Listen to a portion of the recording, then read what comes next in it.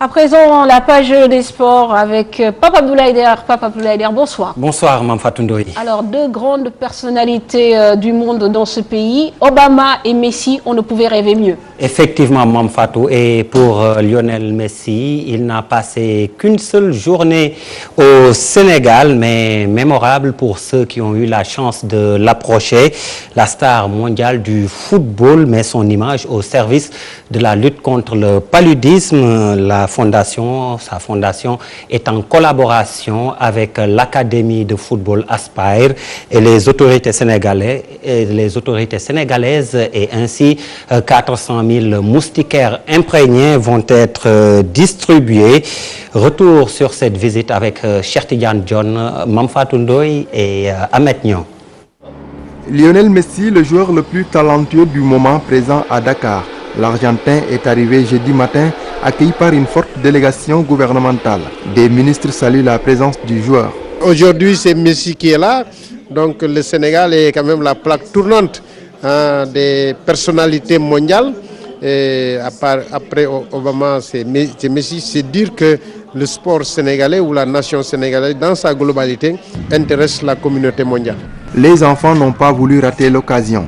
À peine descendu de l'avion, Lionel Messi se rend à Hambourg. Le nombre de moustiquaires qui vont être injectés au niveau du Sénégal, 400 000 moustiquaires. Avec son effigie, vous allez voir que non seulement le nombre va impacter, mais le fait que l'effigie de Messi soit sur le moustiquaire, ça va permettre à tous ces gens qui ont peur des fois de passer la nuit sous le moustiquaire, vont prendre cela. Lors de son face-à-face avec les journalistes, le quadruple Ballon d'Or s'est dit heureux de l'accueil, tout en déclinant les raisons de sa présence au Sénégal, la lutte contre le paludisme. Je suis content d'être venu visiter ce pays, rien d'autre. Je suis venu pour collaborer et je remercie tous les gens qui ont rendu cela possible. Je suis là tout simplement pour les jeunes. L'objectif est de lutter contre la malaria. Lamine Savané, directeur de Aspire Academy, parle de bénédiction, que le Sénégal soit le premier pays africain à accueillir la star mondiale. Évidemment, on sait tous qu'en termes de lutte contre les maladies en général, les couches les plus sensibles en général sont les enfants, les femmes enceintes, parce que elles sont les plus exposées. C'est la première fois qu'il vient en Afrique et le Sénégal a l'honneur, Mbour a l'honneur de l'accueillir. Je crois que ça c'est important. Et pour amener quelqu'un comme Lionel Messi, pour moi c'est un gros coup. 400 000, c'est le nombre de moustiquaires que la fondation Lionel Messi et Aspire ont offert au Sénégal et quelques autres pays du continent africain. Le geste du joueur barcelonais est à saluer, d'autant plus que Lionel Messi n'a demandé aucune contrepartie financière. Mame Fatou Ndoye, après avoir plané, retour sur terre avec la 23e journée de Ligue 1 dès ce samedi. Duc Jaraaf, Niary Tally Jambar, c'est au stade Demba Diop. AS Pikine Ngor et assure Wakam dimanche. Pour la suite, US Gorée AS Douane, Yego Port, Touré Kunda de Mbour reçoit le Casa Sport. Et puis la Linguère à Saint-Louis accueille le GFC Guédiawaye Football Club. Le basket et le mondial des moins de 19 ans, c'est fini pour le Sénégal. Les Lionceaux concèdent leur deuxième défaite après avoir donc été battus par le Brésil 72-56.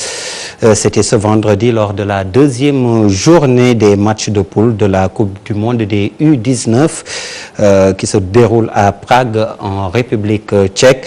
Les Lionceaux du basket ont été dominés, rappelons-le, en match d'ouverture 90-46 par l'Australie. Samedi, pour boucler, ces jeunes Sénégalais rencontrent la Serbie.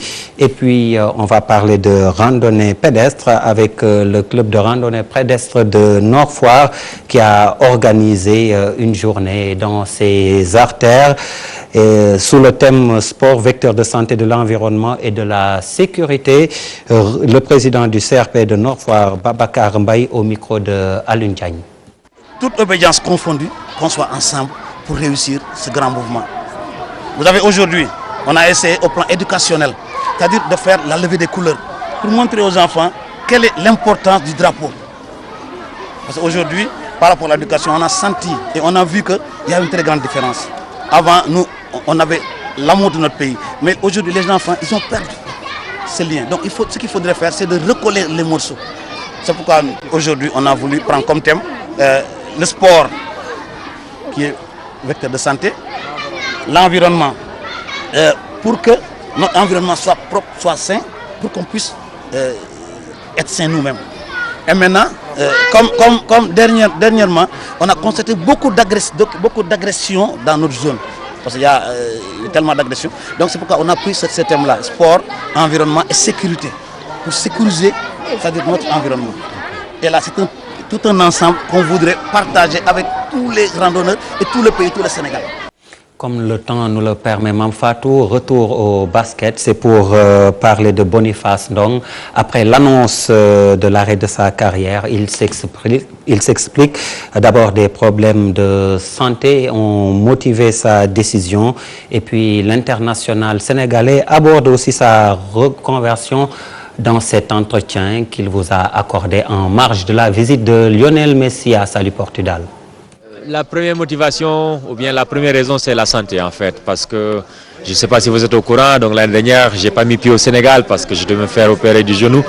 Et donc voilà, j'ai un grand problème, c'est le problème de cartilage, donc voilà, quelque chose qui ne guérit pas. Et donc aujourd'hui, voilà, les médecins m'ont conseillé d'arrêter parce que j'ai beaucoup souffert cette saison, donc avec beaucoup de traitements, beaucoup d'infiltration. Et voilà, donc voilà, ce n'est plus possible pour moi donc, de jouer une saison complète ou bien voilà, de compétir au haut niveau. Voilà, donc j'ai une décision qui ne me plaît pas, mais bon, que je dois accepter. Voilà, il est définitif, il n'y a pas de raison. Ça n'a aucun sens pour moi de continuer à jouer. Pas un seul docteur me l'a dit. Hein. Les dernières années, voilà, j'ai voyagé aux États-Unis, en Allemagne, j'ai vu les meilleurs spécialistes au monde de cartilage et aujourd'hui, ils m'ont dit, voilà, ça n'a plus aucun sens pour moi. Parce que j'ai tellement gaspillé mon cartilage que si je veux marcher à 40 ans, il faut que j'arrête maintenant. Donc c'est voilà, la principale. J'ai 35 ans. Voilà, donc j'aurai 36 ans au mois de septembre. Donc voilà, c'était mon objectif au départ, hein, de jouer à 35 ans. Je ne sais pas si c'est le destin. Mais voilà, aujourd'hui, voilà, les meilleurs docteurs m'ont dit que voilà, ça n'a plus de sens pour moi de continuer au basket. Boniface Ndong sur le grill avec Mame Fatou Ndoye pour terminer le cyclisme ce dimanche à Saint-Louis. Le Grand Prix du maire de la ville, nous y reviendrons, c'est permis. Et vous m'excuserez d'avoir perdu mon latin plusieurs fois, Mame Fatou, devant le Messi. D'accord, comme vous dites, retour sur terre après avoir côtoyé une sommité du football mondial et on va terminer